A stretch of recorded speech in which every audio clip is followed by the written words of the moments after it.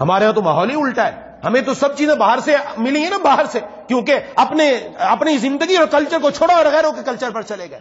اس لیے سال کے بعد برتھ ڈے منائی جاتی ہے، سالگرہ منائی جاتی. اب تو بڑے بڑے بھی مناتے ہیں، تو چھوٹوں کو تو چھوڑیں، بڑے بھی مناتے ہیں. اس لیے چھوٹا بچہ دیکھتا ہے ابا اماں منا رہے تو اپن کیوں نہیں منائے، ہم بھی منائیں گے. لہذا گھر میں کیک کٹنا چاہیے اور ٹوپیاں ووپیاں آ جائیں اور وہ اس کے اوپر آ جائے جی موم بتیاں لگ جائیں. ہاں موم بتیاں لگ جائے. ایک بوڑھے میاں اب جان نکل رہی ہے تو اللہ کے بندے قبر کے اندر پاؤں لٹکا کے بیٹھا، تجھے اپنی برتھ ڈے منانے کا شوق چڑھا ہوا ہے، اب تو اللہ کو منا، برتھ ڈے کیا منائے گا. کہا جی میری بھی سالگرہ ہوگی، ہاں عمر 90 سال ہے، 90 موم بتیاں لگا دی کہ لے بھائی اب بجھا، ان کو بجھانی تو ذمہ داری ہے نا. اب جو پھونک ماری زور لگا کے پیچھے سے پھونک ماری تو جو منہ کے اندر بتیسی تھی وہ بھی باہر آ گئی. موم بتیاں تو کیا بجھنی تھی، اپنی زندگی بجھنے لگی. یہ زندگی ایسی. ارے ان چکروں میں پڑ گئے. اس کو میں ایک مثال سے سمجھاؤں، اس کو سمجھے. ایک آدمی جیل کے اندر ہے، اس کے لیے پھانسی کا فیصلہ ہو گیا کہ اس کو پھانسی دینی ہے، لیکن لاہور میں دینی ہے پھانسی.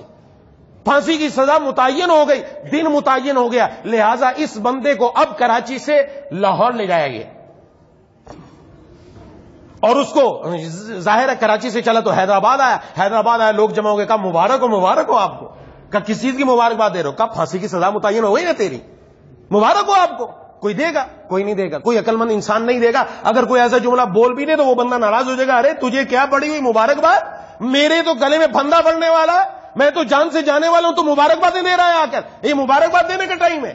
ایسے وقت میں مبارکباد دی جاتی ہے. ارے میرے لیے کچھ دعا کرو، کچھ ہیلا کرو، کچھ تدبیر کرو کہ میرے گلے سے یہ پھندا نکل جائے. وہ تو یہ بولے گا یا یہ کہے گا مبارکبادیں دو. اگلے اسٹیشن پر گئے، پھر مبارکبادوں کا سلسلہ شروع ہوگا. اگلے اسٹیشن پر پھر کوئی دنیا کا عقل مند انسان نہیں کہتا کہ اس کو مبارکباد دو. ارے دنیا کے اندر ہم جتنے سال اپنی زندگی کے لے کر آئے، ایک ایک سال ہمارا اسٹیشن ہے، ایک ایک سال ہمارا اسٹیشن ہے. ہم ایک سال جب آگے بڑھتے ہیں تو یہ خوشی منانے کا نہیں کہ مبارکبادیں آ کر دو، بلکہ ہم تو موت کے قریب ہو گئے. ایک سال اور ہمارا اسٹیشن قریب ہو گیا موت کے. اگلے سال میں اور اسٹیشن قریب ہو گیا، اگلے سال میں اور اسٹیشن قریب ہو گیا. ہم تو موت کے قریب جا رہے ہیں. یہ مبارکبادیں دینے کا موقع نہیں، یہ احتساب کا موقع ہے. یہ اپنے آپ کو دیکھنے کا موقع ہے کہ میں نے پچھلے سال اپنی زندگی کیسے گزاری. وہ لمحات جن لمحات کے اندر میں 100 مرتبہ سبحان اللہ پڑھ لیتا، 100 مرتبہ الحمدللہ پڑھ لیتا، 100 مرتبہ اللہ اکبر پڑھ لیتا، اور نہ جانے کیا ثواب کے خزانے جمع ہو جاتے میرے پاس. میں نے وہ لمحے ضائع کر دیے جن لمحوں میں قرآن کی تلاوت کر سکتا تھا، جن لمحوں میں اللہ کے سامنے سجدہ ریز ہو سکتا تھا، جن لمحوں میں اللہ تبارک و تعالیٰ کے سامنے گڑ گڑا کر اللہ کو منا سکتا تھا، وہ میں نے ضائع کر دیے. تو اب تو احتساب کا موقع نہ کہ مبارکباد دینے کا موقع. یہ بے نہیں، وہی ہے، وہی ترتیب ہے کہ جس طرح وہ پھانسی پر لے جانے والے کو ہر اسٹیشن پر مبارکباد نہیں دی جا سکتی، لیکن آج دنیا ایسے آدمی کو مبارکباد دیتی ہے.